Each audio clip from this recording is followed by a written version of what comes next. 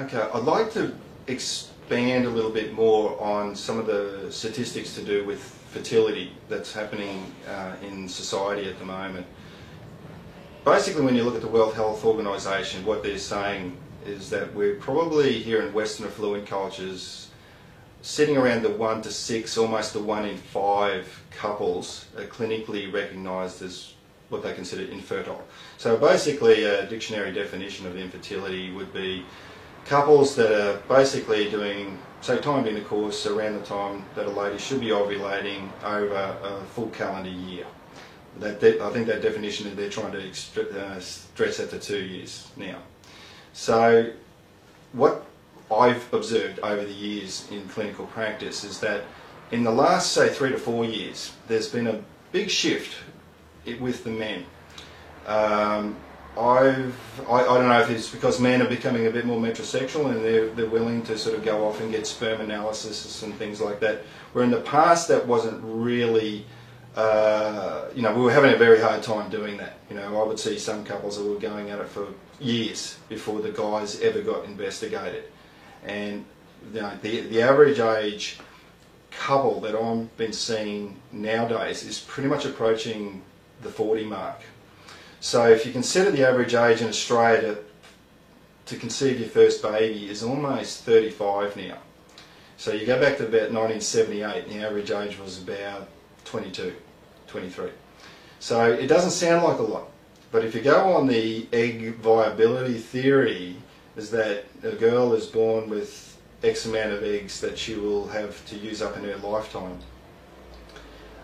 Say at birth they're saying maybe 1 million eggs. So by the time you reach puberty, you may be down to 400,000 eggs. And by the time a lady reaches her menopause years, she may only be down to a couple thousand viable eggs. The 35 mark really seems to be that line in the sand for a lot of couples.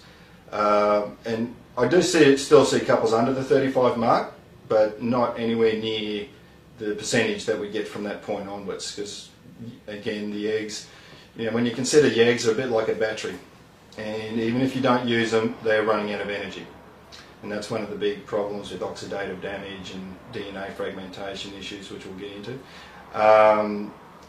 With trends at the moment, what appears to be going on is that about 10 years from now, they're estimating that we might be down to 1 in 3 couples clinically recognised as being infertile. And they're saying around the world that men's sperm quality will have declined to a level where it just will not be good enough to fertilise an egg anymore. So this is again another reason why we're seeing this massive explosion in IVF in the last, definitely the last few years. IVF's been around a good 30 years now. And that's another area we'll get into later. It's also prepping couples, with that are having to need to do the IVF protocols. One of the big areas that I've observed with the deterioration within men's sperm quality, you'd have to suspect environmentally there has been massive shifts. When you think about it, there's about 77,000 biochemical agents used industrially now that wasn't around, say, 30 odd years ago. So there's this influence of different petrochemicals and PCBs and herbicides and pesticides. One of the big occupational groups that I tend to see that are partners to the fertility patients that we have coming in are normally the tradies. Now, we don't want to generalise that, but coincidentally, if I could pull out every file going back nearly 20 years, the majority of these partners are usually involved in some industrial work. So usually builders, sparkies, plumbers, truckies, engineers. I could have my own city built with the engineers that we see. Probably close second to that would be athletes. More so the elite, not the weekend warrior type, but definitely the more elite athletes, especially endurance athletes like cyclists. Obviously an obvious thing with cyclists, got the nice tight lycra, but one of the big issues is obviously the overheating.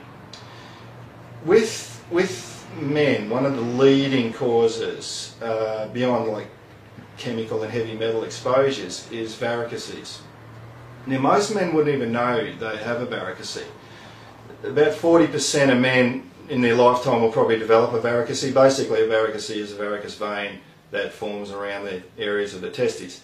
And like varicose veins, it can hold the heat in around, you know, the groin area. And one of the big issues is that the testes need to be almost 10 degrees lower in temperature than your normal body's core temperature. And a sperm can only handle about a 2-degree swing in temperature. So it doesn't take a real lot to, you know, cook things up a bit, and the sperm don't like that one little bit. So if a varicose gets too large, it's going to cause a strangling or an obstructive effect. And when we get guys that come back kicking and screaming after they've had a sperm count done, if you tend to observe across the board that maybe like the count might be a bit on the lower side, the motility might be a little bit dodgy as well, and again maybe the morphology is not really sharp either. When you tend to see those three parameters down a bit, it's one of the first things that you should consider looking into. You know, like I said, a lot of times men may not feel or observe, know they have one, so sometimes it may require an ultrasound to get that investigated properly. But nearly 19% of all cases of infertility, they believe, can be traced back to guys having a varicose. So statistically speaking, it's actually outpipping endometriosis. So the men are really, I mean, if they say, you know, there's almost a 50-50, or like 40% causal factors may be found with the men, maybe 40% of the causal factors are found with women, 10% generally you will find there's going to be an issue on both sides of the fence. I would actually say those percentages are a lot higher than that, and they're getting worse and worse and worse. And there's always that sort of 10% idiopathic unknown area. You could have all the medical tests under the sun, everything, you know, on paper looks perfect, but it's just not happening. So sometimes it's got a bit to do with the mental emotional aspects of things, and that's again another area that, you know, we in natural medicine can also help a little bit more in.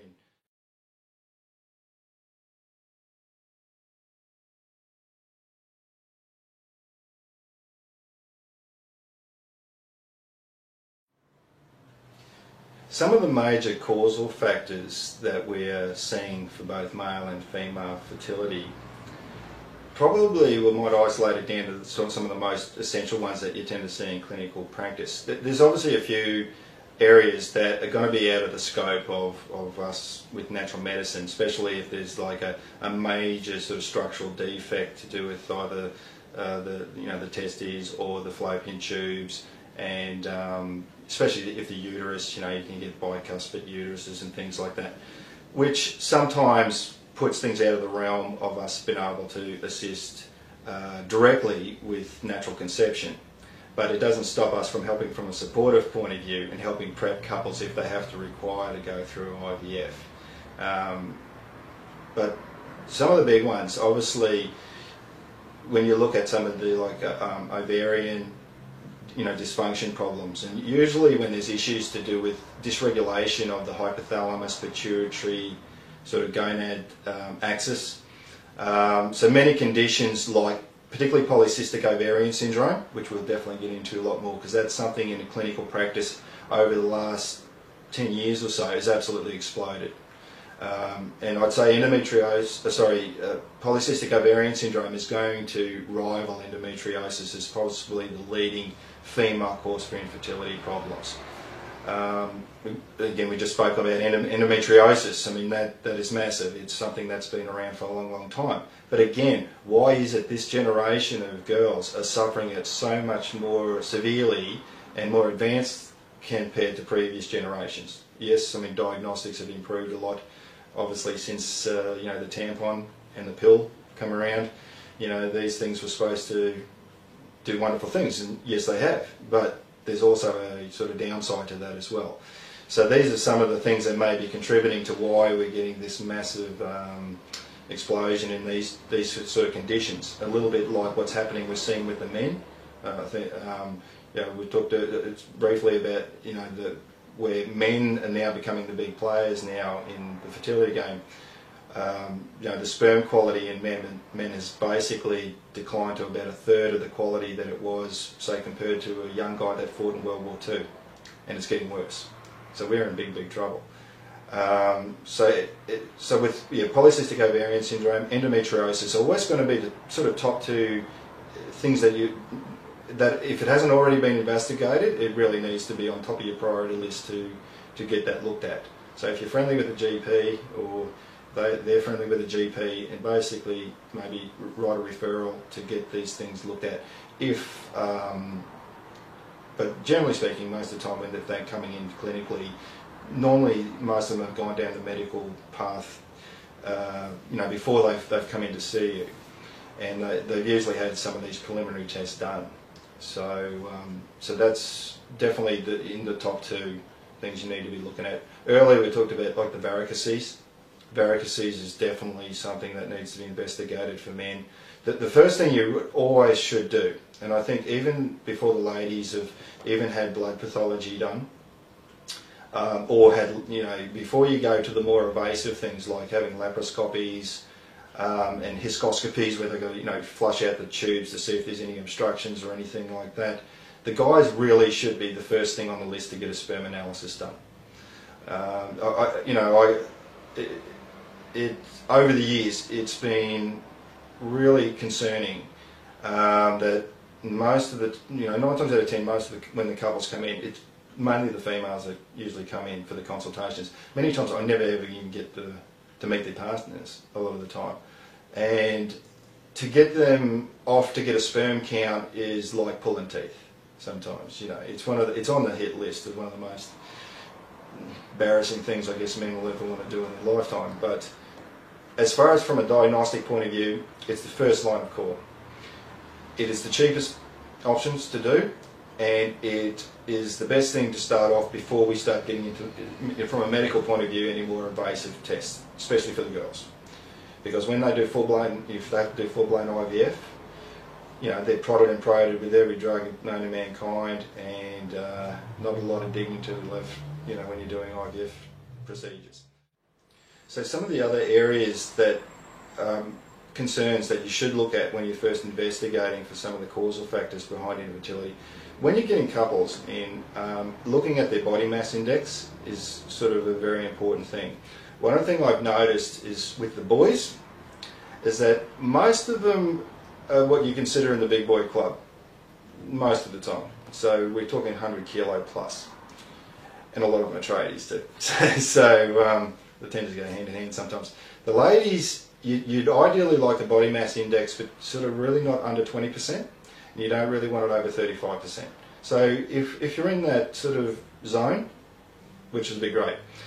Again, we see a lot of athletes, a lot of girls are off, you know, doing incredible amounts of exercise and things like that.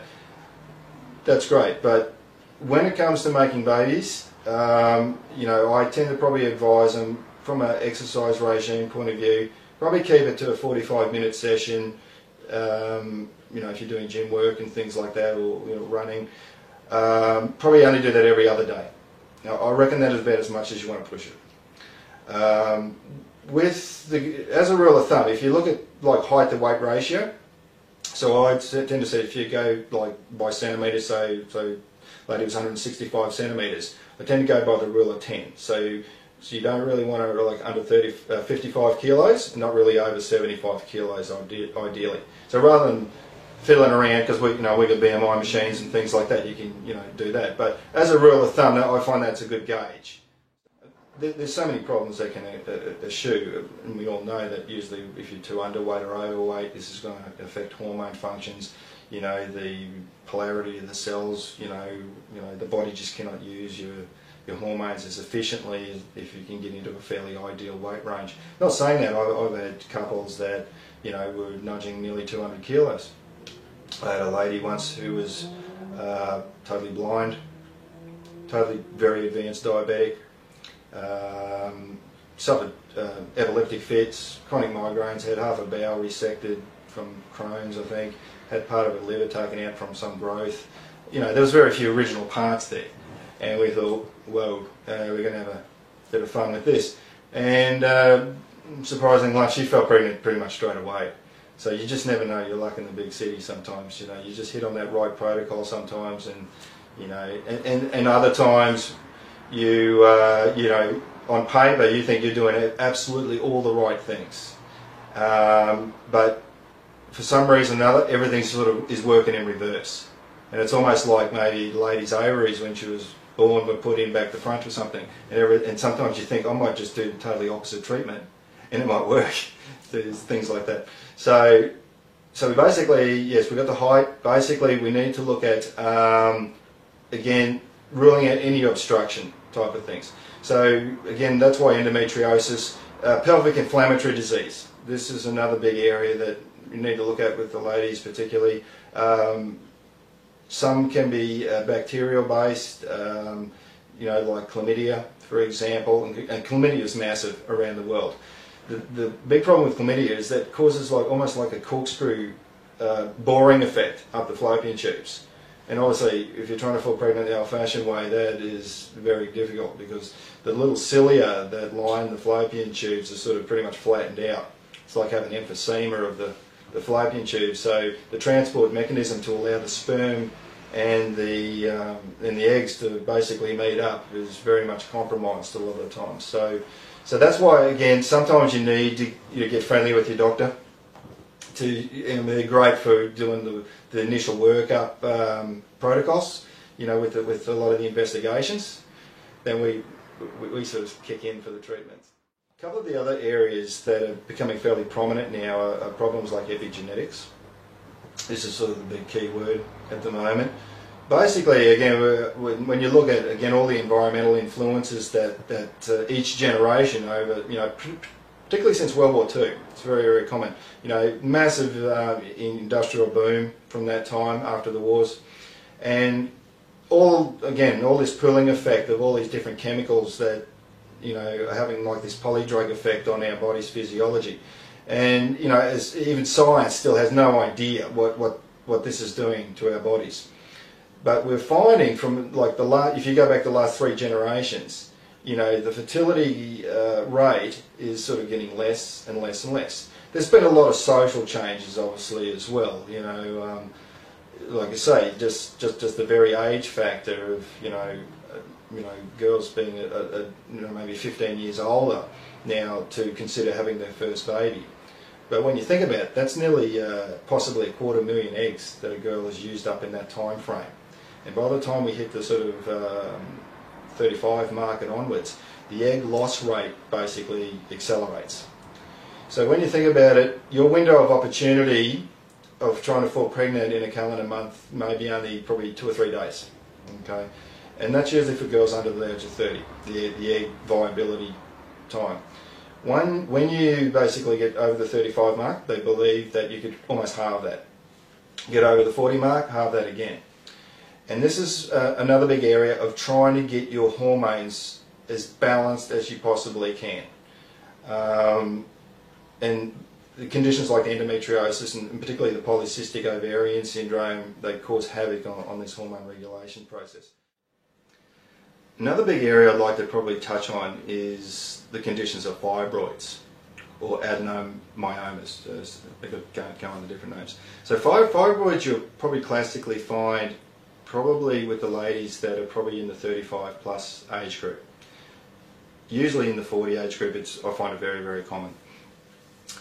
Fibroids basically is it's brought about by an estrogen dominance situation. So basically, if you add up all the collective years a lady's had menstrual cycles in those years, so we're talking nearly a quarter of a century, possibly. Pretty scary when you think about that. Each calendar month, the liver gets more and more congested with trying to clear that old estrogen from the previous cycle. And again, we'll see this very commonly trends also with the PCOS and the endometriosis conditions as well. So basically, you add up all those years, the liver's having a real hard time trying to clear that old estrogen properly, and the uterine lining's obviously being greatly exposed to this estrogen. And basically with the fibroid, obviously, in a way you sort of almost liken it to like a hernia. Basically the muscle sheath sort of pulls away. And obviously depending on where that fibroid is situated within the uterus, or more so the size also of the fibroid, or if there is multiple fibroids forming. When a fibroid probably gets over a 5 centimetre in density, in size, then it becomes a little bit more complicated. Given the time frame that we have, if we're treating couples for infertility, and if they're in the 40 age group by then, and we've got this sort of massive big fibroid to deal with, sometimes we have to cut our losses and maybe think it may need to be medically investigated, and it might require surgical intervention to expedite the process. So they perform like a myectomy procedure where they take like a wedge section out of the uterus and basically sew her up. And I've seen this happen many times where couples have been trying for many years, and until that procedure was done, and a lot of times once the healing, you need a couple of months to probably recover, bang, fall pregnant. But if we've got a bit of time on our hands, there's a lot of good treatments which we'll get into later about trying to treat or help to assist basically shrink the density down of the fibroid, because in a way you could liken it to almost like a white dwarf star, and it gets very dense. And that's where we get into problems, because if an embryo is trying to implant onto that uterine lining in the vicinity of the fibroid, there's not going to be great nourishment and blood flow and oxygen in that area. So, and during the pregnancy itself, the fibroids have a tendency to grow. So they become space occupying, and the baby doesn't like that too much, if it's taking up too much room. And especially if the fibroid forms anywhere near the neck of the cervix, that's not a good. The sperm find it very hard to dodge around that sometimes. So fibroids is always something to look into, with being potentially an indirect problem in infertility. One of the big issues, I guess one of the big telltale signs that you probably look at is if the girls are getting a lot of menorrhagia, so you're getting very heavy, clotty type of periods. So usually fibroids are always on your hit list as one of the first things you want to investigate. And again, endometriosis is next, which we'll get into a bit more. So yeah, always consider, making sure that fibroids are addressed. So we'll touch on endometriosis, and I think this in clinical practice is going to be one of the biggest female gynecological health conditions that we're all going to face. And just a quick back history. Obviously there's a lot of theories why endometriosis occur, and a lot of the sciences still don't even concur on actually what the origin is. So it's probably a bit of a mismatch of a few different issues. The thing with endometriosis, in my opinion, I look at 4 fundamental areas when it comes to prepping couples for making babies. Number 1 is protecting the genetic load of both the egg and the sperm. Priority number 1. And generally the older the couple, the more priority that tends to require focusing on. Number 2 is immune compatibility. And that's one of the issues with endometriosis. The more advanced and the longer it's been around, it heightens the macrophage activity in the body and phagocytic activity. So they're like the Pac-Man that come around and sort of gobble up all this debris in places where it shouldn't be. So basically, because the menses hasn't basically shed, correctly out through the opening it's meant to go, it's sucking retrograde back up the fallopian tubes and falling into the abdomen. The thing with endometriosis, it can transport to almost anywhere within the body. And it's sometimes very common, ladies sort of before menstrual cycles and things like that may experience bowel changes and things like that, because sometimes the endometriosis is stuck to the outside of the bowel. So that can be a bit of a telltale sign to definitely look out for. So basically, yeah, the immune side of things is something that needs to be addressed with endometriosis, and we'll get into some of the treatment protocols later on. The third big area is disruption of core blood flow and circulation to the reproductive system, and that is a massive, massive standout problem for both endometriosis and again fibroids. So basically, it's compressing on the outside of the uterus. And this is a big, big problem with getting really good internal blood flow to the inner layer as well. When you consider it, the uterus, it's the strongest muscle in the body. Some of the blood vessels are about 1.5 times the thickness of a hair. Anything that's going to cause any disruption for that blood flow to get to that inner layer while an embryo is trying to implant is going to cause problems. So basically, where we can help to facilitate, we really need things that will improve core circulation and lymph flow. So we'll get into a few of the herbs later on for that.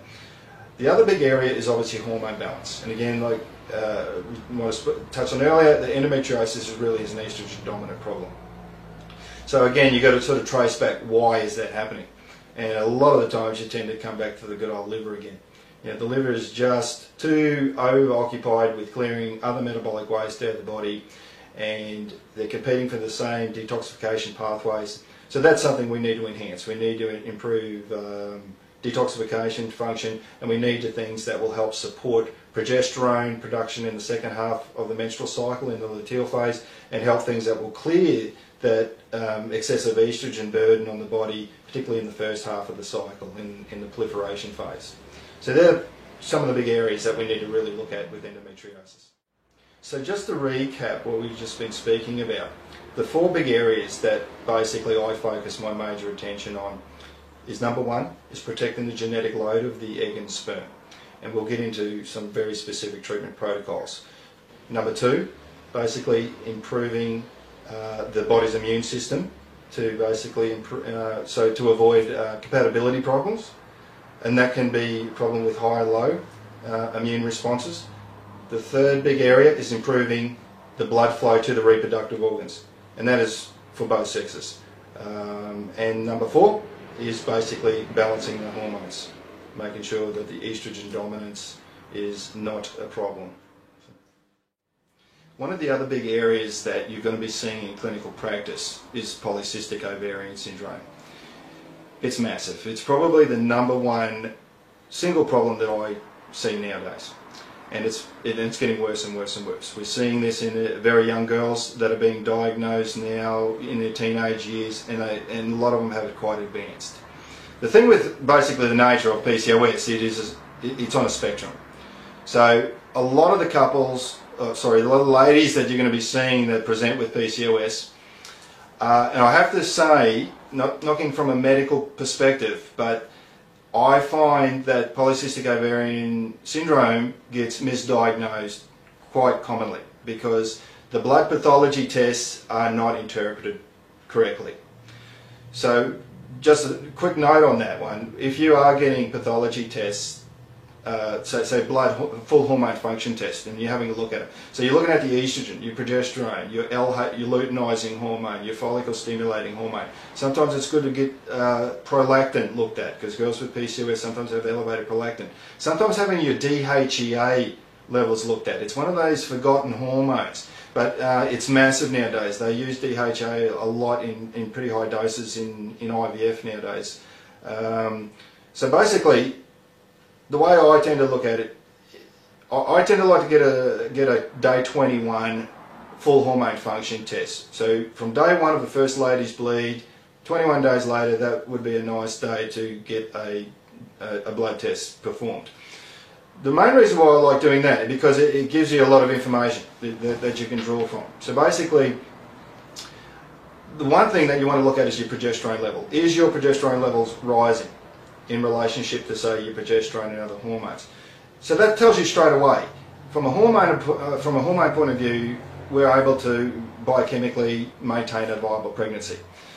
The big job of the progesterone is that it's there to prep the uterine lining. And when an embryo implants onto the uterine lining, it will release the the gonadotropic hormone and they will rise together, and obviously that is what will tell the brain, yes, you're pregnant, maintain the pregnancy. Where we get into some problems is with these estrogen surges that come along, and I find around the time that a lady's menstrual cycle would have occurred, like that week 4, week 8, week 12 mark in that first trimester, that's always the really, really dodgy time. And I think Mel probably expanded on that in her talk. So that's why it's very, very important to basically get these hormones stabilised as best as you can before a couple really actively try and fall pregnant. Because one of, like we were saying earlier, with the luteinizing hormone, when you tend to observe the blood test, usually has to be about twice as high as your follicle stimulating hormone. Not to knock it, but some of the docs aren't too really up on that one. They look at it, oh, you're sweet, it's all in the normal range. You don't have it, but really you've got to sort of look into things a lot more thoroughly sometimes. So that's one of the big telltale signs. With polycystic ovarian syndrome, not everyone falls into this classic group that you're carrying more weight, and they've got the acne, which is very common sometimes, Hirschism. The common link you do find in most girls, they will have some degree of insulin resistance. So that, well, again, we'll get into that with some of the treatment protocols. That's very important. From a medical point of view, they tend to look at drugs like your oral glycemics like metformin, Diabex, to help with that aspect, and sometimes it works quite well. But the other side of it, from a medical point of view, is because it's such a complex endocrine condition, and there's multiple systems of the body that are basically involved with polycystic ovarian syndrome. Orthodox medicine is not really their forte. They can help with a lot of symptoms, but I think in natural medicine, this is where we come to the fore in a condition of this type. So that's why, as a matter of deduction, as a therapist, you've got to basically try and isolate, okay, what degree of symptoms does this person, present with? Do they have a lot of sugar cravings? How is their body mass? You do find probably 30% of the girls probably present with this apple, body shape, a little bit like the guys, but 30% of girls could be in a perfectly good body mass index. 30% of girls could be absolutely stick thin. 30% of girls, when they've had like laparoscopies done, only show signs of multiple cyst formation. The rest of them show nothing, and I think that's where they tend to, mix things up a little bit.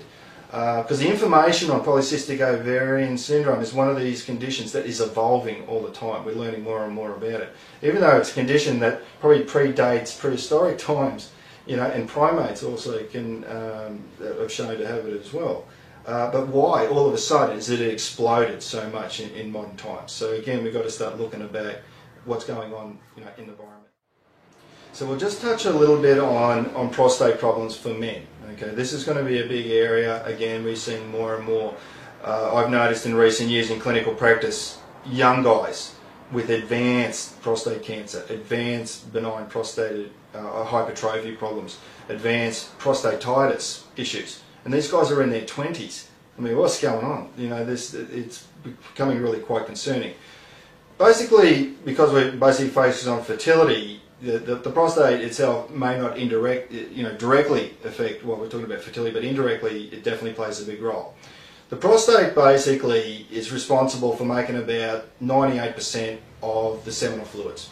So its job is there to protect the sperm, fill the sperm, and basically make sure that the lady's immune system is not going to totally wipe it out too quickly. So basically, you've got to think, what's going on out there. So, you can correlate a lot of nutrient deficiencies with why prostate enlargement problems are becoming so prevalent nowadays, especially zinc. I mean, zinc, in my opinion, is the single most important nutrient when it comes to fertility for both couples.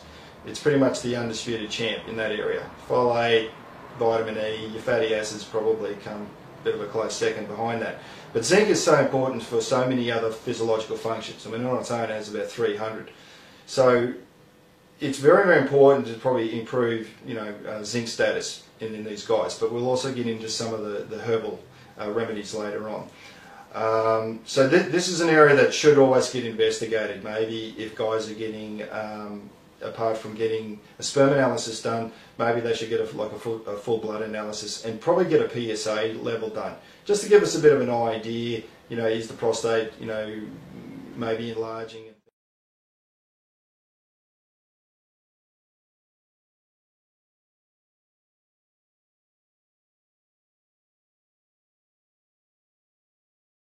So we'll start into looking into some of the herbal tincture treatments that we'd use, and we'll kick it off with the men's section. I'd like to probably break down what I would consider a general male tonic. And this is I sort of designed something like this because you can, even if you don't know a lot of the causal factors behind why the guys are having fertility issues, you know, it could be because the count's low. It could be because the motility is not really up to chop. The morphology, so they're not forming too well. I've got a few Mongo sperm floating around there, a bit Homer Simpson. So this is very, very important that we basically probably use a bit of a scattergun approach in this sort of general tonic. So one of my favourite herbs, I have to say, it is getting a little bit expensive nowadays, is Korean or Panax ginseng. It is so diverse in so many things, and it's always been considered as probably one of the greatest herbal remedies. You know, it's been revered in particularly the Chinese medicine for absolute centuries. But it can be in male reproductive health. It can be used in so many different areas. I mean, it's a great adaptogen herb. You know, its tonic action, but its effect on improving sperm count is probably still proven to be one of the best phyto medicines that we have on the planet to do that. So you always sort of include Panax, if you can afford it, in your formula. If you're finding Panax is getting a bit out of the reach of a lot of prackies nowadays, there's some great substitutes. Most of your adaptogen herbs will make a really good substitute. So again, ashwagandha, withania, absolutely fantastic herb. I use it in nearly every tonic. Nearly every herbal preparation I use, I tend to probably slip a bit in here somewhere.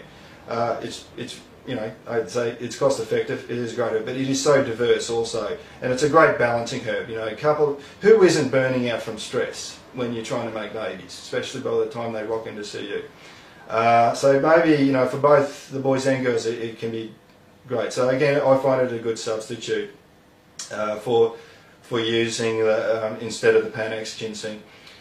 Probably the next one I'd probably use in a formula like this is usually like something like saw palmetto or serenoa. Serenoa. Saw palmetto again is very diverse, and again it's a great one that can be used for both male and female general fertility. It's a great tonic for both the testes for men, and great also for the ovary health for ladies as well.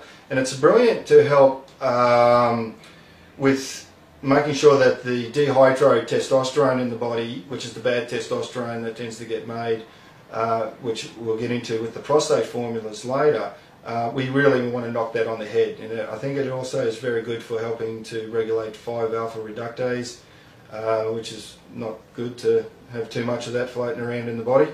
So always consider saw palmetto as one of your sort of mainline treatment protocols. Again, it's good for so many different things. So I would put that as my number 2 in most general male tonics as well. And number 3 on the list, as my probably pet favourite male herb, is Tribulus. Tribulus has got a lot of history. I mean, it's been a real favoured to use with athletes, particularly with enhancing the body's own natural testosterone production. And obviously that's crucial. Especially again as guys are getting older, and this is another thing I'm finding when we're getting pathology tests done. A lot of the guys get their testosterone done, and it's not much chop. And so something that if we don't have to go to aggressive medical, hormone therapy, Tribulus is probably right up there. And those 3 herbs, like the Panax ginseng, the saw palmetto, and Tribulus, even if you only had those 3 in your dispensary, they are brilliant. You could do so much with just those 3 alone. So Tribulus is brilliant, and not only that, it's a bit of a libido tonic, by enhancing the testosterone. So when you get the testosterone working properly, it will help stimulate the serratus cells in the testes, and that is the site that the sperm is being made. So they will all very much help improving count and motility and things like that as well. So that's number 3. Number 4, I would actually go off the beaten path a little bit here. I tend to sort of include a few other things that traditionally may not be what you would consider first line protocol. I actually use liquid forms of like green tea sometimes. One, it's one of the greatest antioxidants. I mean, you combine it with a lot of the other super antioxidants and superfoods around. It's just so good for as a supportive protocol for so many other conditions. But particularly in this case, the big issues nowadays with the guys is DNA fragmentation problems, and that's something that we really need to work on. I think you can get couples in, get the blokes in that have done their sperm count. The doctors say, look, yeah, fine and dandy. You could fertilise the country with this sort of numbers here. But that's not really the full picture. When you really get into it, yes, there could be good count, motility could be good. Everything else on paper could look fine, but it's what you can't see. And it's the genetic load that the sperm is carrying. That is the absolute priority number 1. So I liken it. You could drive a fleet of Ferraris, but they're fitted with a Datsun engine. Not knocking Datsun, they're good with that. So it's very important that we use things that will help protect the sperm integrity. Because really, when you think about it, the sperm is the smallest cell within the human body. The egg, the ovum, is the largest cell in the human body, and it's all about cell protection. So green tea is always considered one of the best protocols to consider to help with that. I always like chucking in a bit of turmeric, actually. Again, those two are a wicked combination with green tea. Again, it's not traditional. It's a very warming herb. It's really good, again, if there may be blood flow issues and things like that, and areas that require inflammation to be suppressed or quenched type of thing. So so your Curcuma longa, brilliant herb. I love it. And again, there's so much more scientific research that's backing these things in recent years. So they're definitely becoming the flavour of the moment. So number 5 on my list is Schisandra. Great herb, and again, it provides great liver support. When you find there's morphology problems, always consider Schisandra. It's actually excellent, and a lot of that's probably because, again, it has adaptogen properties like a lot of them. So we sort of mixed and matched a bit of a cocktail formula there. That you got your adaptogens, you got your antioxidant type of protective nutrients, and you got the ones that will help protect the prostate and things. So I tend to also slip in a little bit of a liquid magnesium formula, or probably a dash of like a colloidal mineral formula, because it works a bit like a catalytic effect. And again, that's one of the big problems. You're finding that we are massively micronutrient deficient, especially here in Australia. We're well known to have very, very low trace nutrients, and zinc being one of those. But even further than that, if you get into the colloidal minerals or something like that, the prehistoric vegetation, throw a dash of that in, I really think it enhances the overall effectiveness and probably utilisability of a lot of these active constituents that are in these herbs. So that's probably my general formula that I would consider maybe putting together for the guys. One of the big areas that you're also going to probably see a lot of in clinical practice is conditions like amenorrhea. And there's many, many different causal factors for it, and that's something that may require a bit more medical investigations with blood pathologies to work up, so you can really isolate, the primary cause of that. So basically, some of the major herbal medicines in liquid form that I would consider, we need to look at a lot of the emmenagogue formula, so we basically need things that will hopefully try to kickstart and promote a menstrual flow. The difficult thing with amenorrhea when you're trying to make babies is that we need a point of reference to work from, because a lot of times with amenorrhea, an ovulation or ovulation may not be occurring. So sometimes it does, so you shouldn't assume all the time that that may not be the case, but a lot of times you would have to suspect that we're not ovulating in this situation. So we need basically to look at the emmenagogues. I like using a bit of rue. Rue's a very sort of good one. We don't want to use anything too strong. Depends on how long the amenorrhea has been going on for. So we want something, because the thing is, once we kick-start the menstrual flow, it's like turning on a tap. And if we turn on it too hard, too quick, You know, we can also cause flooding, and your patient's not going to like you very much if that happens. But you probably have to make them aware that you know we got to take 2 steps back to go 10 steps forwards when this, because it's absolutely crucial. So Rue is definitely one of my sort of favourites. I tend to use. Love using Dong Quai. Dong Quai is just a great all-round women's herb. It's good for the mojo too. So it's a brilliant one because it helps to unblock stagnation. And again, that's one of the possible causal factors with amenorrhea. You know, things are just blocked up. Everything's just nothing's moving. So yeah, definitely look at your Dong Quai. Also check out a bit of like Vitex. You know, Chase Tree. Vitex again is right up there, one of my most favourite female herbs, especially when we need to try and promote progesterone in the second half of the cycle. But it works very nicely in a situation like this, and a lot of the ladies that may present with amenorrhea may have absolutely appallingly low progesterone levels, particularly because if they're not ovulating properly. So I don't use a lot, and like traditionally speaking, when we talk probably back at college, is that you should keep your Vitex separate to most of the other formulas. I tend to like still mash them all together. I'm a little bit eclectic when it comes to that. I still like sticking a dash of Vitex, even it may not be the done thing with the other form, and it's just more convenient, you know, for when they're taking it too. So sometimes, you know, I would have to, depending on the severity of the amenorrhea too, that would also depend a lot on dosage. So I tend to sort of come in very low sometimes. If it's more like an irregular cycle, maybe just 5 ml once a day. But I tend to not really exceed more than 5 ml 3 to 4 times a day sometimes. I tend to not like dosing in the middle of the day.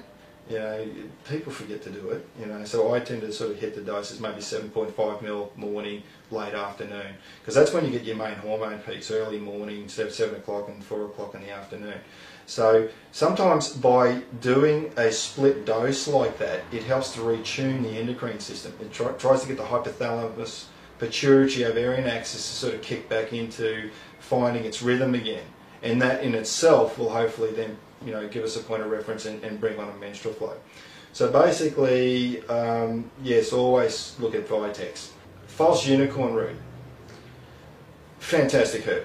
I have to say, it's not one I probably use in clinic situation as much as I did in the early years when I first practiced. One, it was a lot more available, and two, it was, you know, I think, you know, herbs like Peonia and Shatavari find pretty much equal substitutes in this situation. So even though I've mentioned false unicorn root, it is one of the greatest sort of, again, female herbs, and it's a nice sort of rival with your Vitex, you know, to help support the estrogen aspect. So, you know, so in the first half of the cycle, definitely look at herbs like false unicorn root. Second half of the cycle, you get stuck into the Vitex. So the next herb I tend to look at in an amenorrhea formula would be something like Rehmannia. Rehmannia, again, is one of these herbs that we tend to forget about a bit. Great adrenal herb. But in combination, it sort of has a bit of a catalytic effect. It works a bit like how licorice does sometimes. It sort of enhances the effect of the other ingredients in a formula like this. So, especially in amenorrhea where maybe the lady is very underweight, you see sometimes that in anorexia and things like that. So I'd probably consider chucking in Rehmannia. It's a great all-rounder. Great for taking the heat out of the body too. Probably the last herb I'd use in a formula for this, and again we're just speaking about general amenorrhea here, would be probably just something simple like ginger, because ginger works like a catalyst, and it's very warming. And again, getting back to earlier talking about stagnation, it's fantastic for getting the blood flow to the inner layer of the uterus, and it just sort of caps the whole formula off. There are a lot other stronger amenagogues, you know, like mugwort and so on. But again, I tend to err on the side of caution. If we are treating for amenorrhea, I tend to probably stress to the patients that you really probably shouldn't be actively trying to conceive, you know, for the next few months until we get a regular cycle happen. Because one of the worrying things that I see is that sometimes they fall pregnant, I'd say, too quickly you know, before this stuff is allowed to really reset the endocrine system and all that sort of stuff. And the worrying thing, you don't want to put them in a risk factor of miscarriage. So, so that's my sort of formula for amenorrhea. So the doses that I would probably use in an amenorrhea formula, I'd probably go about maybe 60 mils with Dong Quai, because it's a fairly high dose herb. Probably about 40 with Rue, because we want something pretty middle of the range dose. And that's the thing about the first round. I would tend to sort of err on the side of caution. You don't want to make it too weak but not too strong. I think because, you know, we just want to sort of test the boundaries and see, you know, we just want to give things a nudge and hopefully get the body to then take over and look after itself. So I'd probably go, again, 40 with Rue. I'd go probably 20 with Vitex, because again, it can be quite overpowering sometimes, and because we're sort of slipping it in with the other formulas, we don't want to sort of, you know, mess things up too much with that one. Probably 40 with Romania, I think, because you need a fairly reasonable dose, yeah, to get things happening with that one.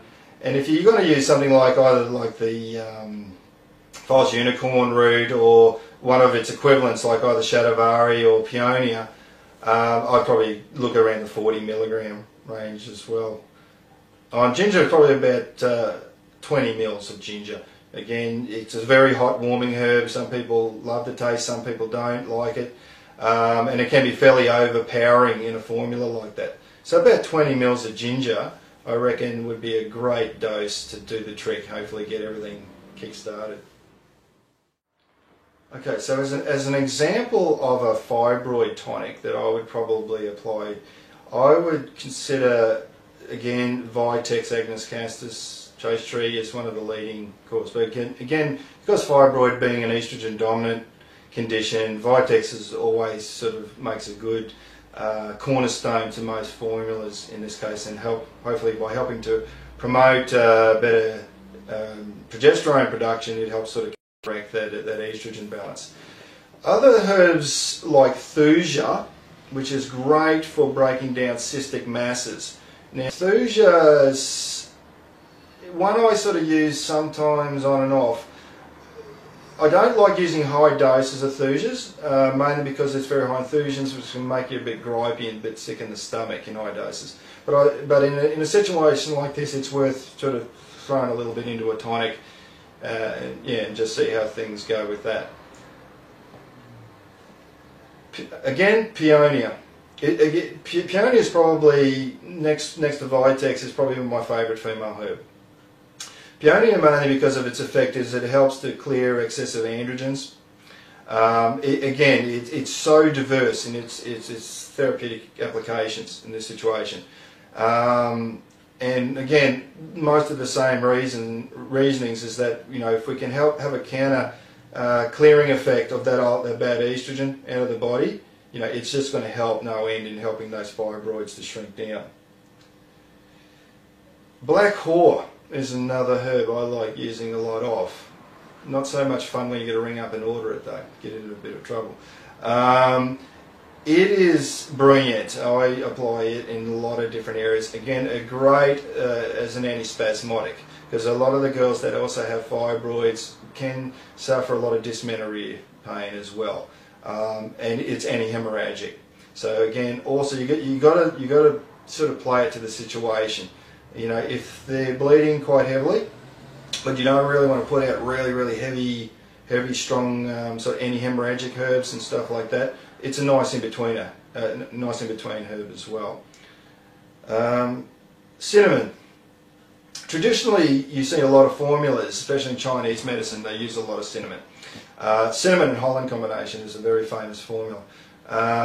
Cinnamon is great because it sort of is also very good for, you know, improving the blood flow to the reproductive system, and it definitely has its place in trying to shrink the fibroids down as well.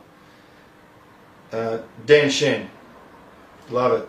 It's again one of those herbs that we don't. It tends to get, you know, forgotten about. I know when I first started practice, it sort of found its way into the back of the medicine cabinet, and there was always one other like herb of choice that, you know, I would take it. It was always sort of cessed, and but when you get microscopic circulation problems, and again it's a great liver tonic, which again is a big problem with the fibroids, I would always consider using DenShen in a formula like this also. If the bleeding is a lot more heavier, then we need to prop it up a bit with the anti-hemorrhagics. So something like lady's mantle, great herb. So it'll take the edge off and help curve and help tone the uterus up. So that sort of combination, you get those sort of working together. Sometimes, you know, as an adjunct, if you haven't got one of those herbs, something that will help the circulation and lymph flow, even calendula, you know, it's a great herb. It's a vulnerary, you know, so yeah, so I'd get into a formula, something similar to that if you're treating for fibroids. So the doses I would probably apply for a formula like this, I'd probably look at around 60 milligrams of peonia. Again, you know, it's a fairly high dose prescribing herb. I would probably also look at, again, about 20 mils of Vitex, about 20 milligrams of Thuja as well. I don't want it too strong that it might upset the stomach sometimes. About 20 mils of calendula, even though that was a bit of an alternate one.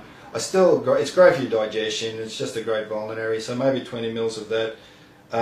Probably about 40 mils of black ore if there's a bit more heavy bleeding possibly involved. So I like about 40 mils of that. And maybe just that there's something like just 20 mils of cinnamon, 20 mils of DenShen, and maybe 20 mils of lady's mantle.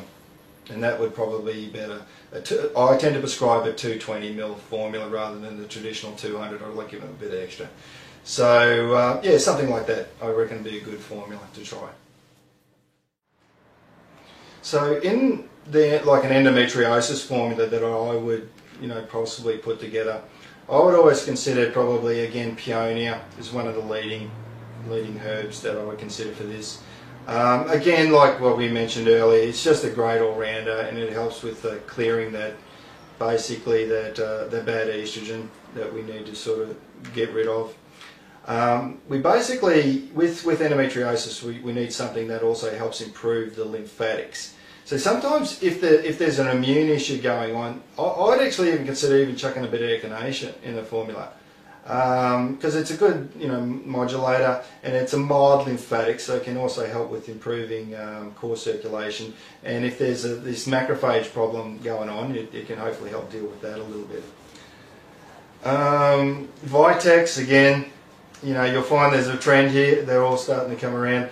Vitex, again, very much because of the estrogen, you know, promoting effect that we go on, that goes along with the, you know, endo. So again, it just, you know, just as a nice cornerstone to put, you know, to keep the continuity of the whole formula sort of working. Buplurum. I love Buplurum. It's a very, again, one of those herbs in my early years I tend to, it just sort of got overlooked a bit like, but again, massively highly praised in traditional Chinese medicine. Great for, you know, it's a great balancer. And it's, again, one of the big areas we need something to help promote liver, you know, liver filtration, and Buplurum definitely has a history with that. You know, and it's also good as an antispasmodic as well, so it can also help with you know, period cramps that go along with it as well.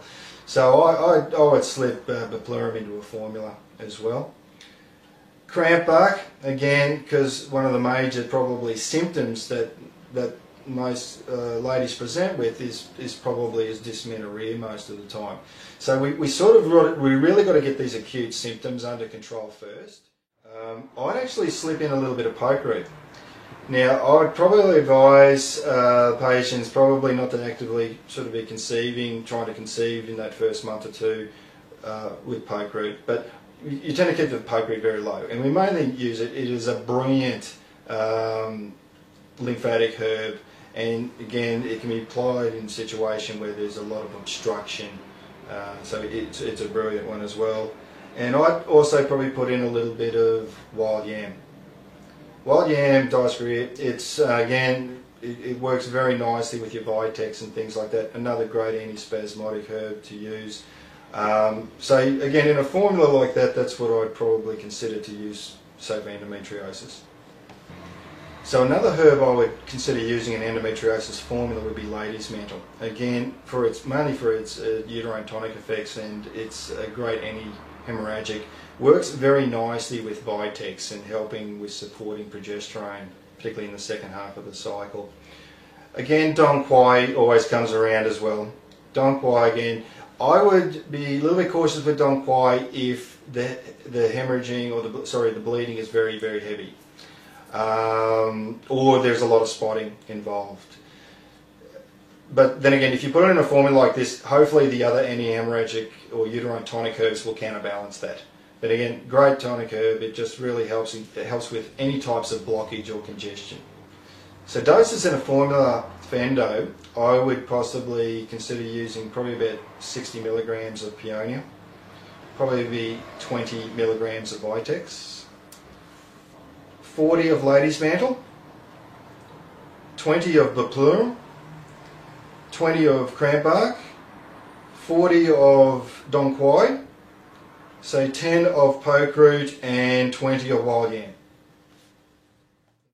So a formula that I would generally apply for, say, polycystic ovarian syndrome, which probably contains, the two big ones that most of us might have heard about is Peonia and licorice.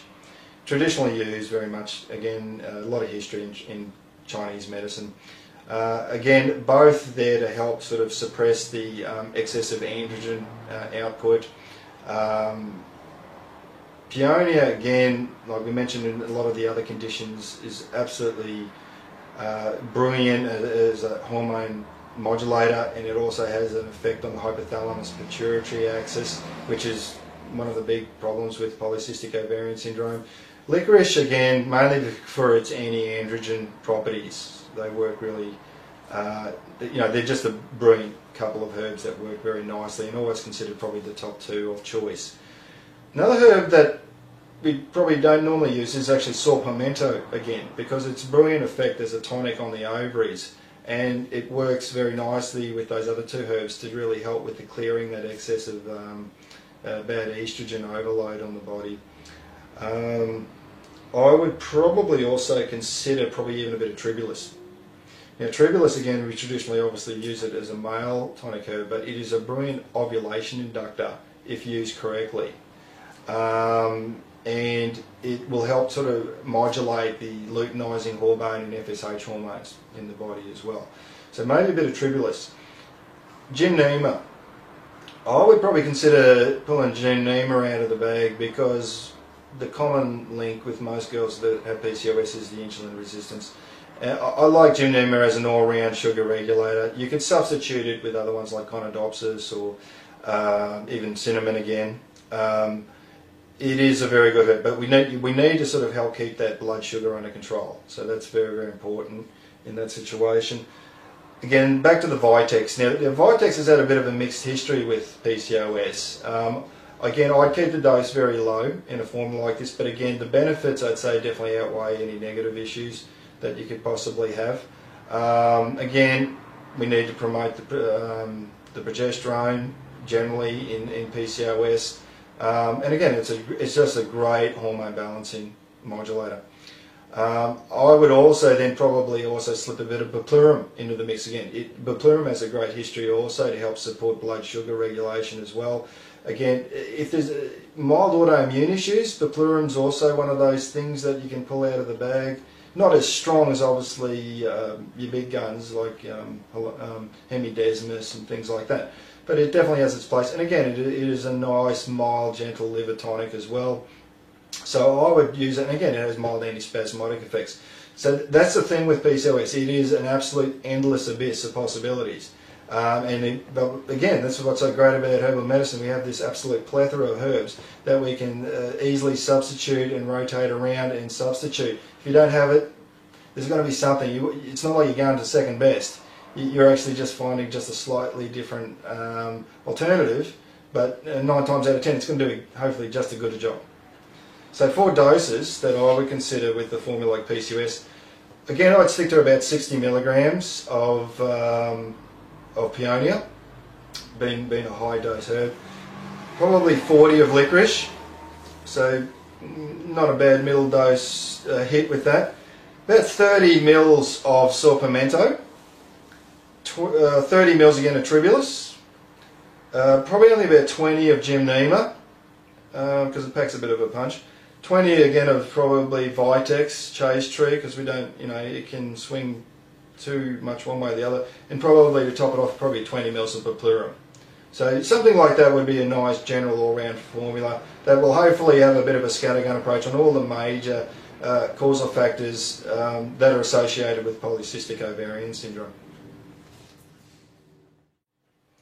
Okay, I'd like to probably sum up some of the major liquid tonic herbs that I think everyone should really at least have in their dispensaries at their disposal. We haven't had a lot of time to really get into much. We're only really scratching the surface when we're talking about the topic of infertility. It's absolute and endless abyss. We're trying to compress into an hour and a bit what we should do over 3 days. So the first herb I would consider using in your dispensary for the boys would be Panax or Korean ginseng. There's just absolutely a plethora amount of research and basically anecdotal treatments. It's been used for absolute centuries. And it just helps with most of the major aspects that we talk about enhancing male fertility. For the sperm count, motility and morphology, it sort of helps pretty much all the parameters with that one. Probably, again, the next one I would look at would be something like saw pimento. Again, it's just so diverse in what you use it. And also, a lot of these male herbs are very much interconnected that you can actually use them in conjunction with a lot of the female herbs that we'll be mentioning. Probably wouldn't go the other direction. Some of the girl herbs aren't so great for the boys, but definitely these ones that we're talking about are equally good for the girls. So you could have an endless amount of combinations that you could probably derive from this. So again, saw pimento, very quickly, again, it's very good to help basically keep the androgen levels in check for the boys, magic for your prostate health, great sexual tonic. So it's a really good all-rounder. So always consider saw pimento having your dispensary. Tribulus, we mentioned earlier as well, absolutely brilliant herb. Again, good for both the boys and the girls, great in PCOS. But particularly where there's ovulation dysfunction problems in the girls. But for the men, it is probably considered one of the primary herbs that you would use in those top 3 to help with stimulating testosterone production and the serratus cells to start manufacturing sperm and get those counts up nice and high. I would probably consider using oats. We haven't really touched on oats through this talk today. But oats, again, great nourisher. And a big area in fertility that we really haven't had time to touch on is the actual psychosomatic, the emotional side of it. And it's absolutely endless. Where we can go with that. But oats is great for nourishing, the nervous system of the body. And again, if couples, when they're coming in and they've been trying for long periods of time, their nerves are pretty much frayed.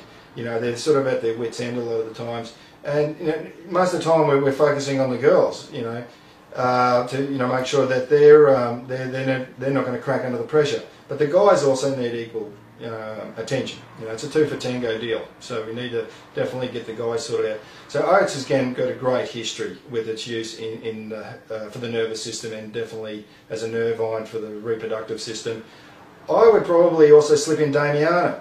Damiana, again, directly, for enhancing sperm production. Infertility is probably not your first protocol, but you got to get people in the right state of mind too. And again, if couples have been trying for long periods of time, doing the timed intercourse thing, look, you can be Superman, and it's very hard to keep that pace going. And again, when a pregnancy hasn't occurred, it has to start affecting you at a deeper psychological level. Damiana is a fantastic herb that's equally as good for both boys and girls. So basically, where libido is not working very well, especially due to depression or a psychological reason, it's also very good to have in your pharmacy package there. And combining those sort of herbs together, you could achieve absolutely endless amount of results just with that. So that's the boys. The top 5 female herbs that I would consider always having available in your dispensary, I would probably rank still Vitex as number one. Again, just because of the absolute diversity that you can apply it with fantastically. If you want to use it on its own, just in its own individual tincture, I go against the grain a bit and sort of like mashing them together a little bit. But again, when you want to promote progesterone, and again, when you also, if pregnancy does occur, it's very important to help promote that progesterone to hopefully have a place in preventing threatened miscarriage. I would then probably go with Shatavari. Shatavari is another herb we haven't really touched on in this series, but I find I like using it as a substitute for false unicorn root. Again, false unicorn root's becoming almost extinct, so it makes a brilliant substitute.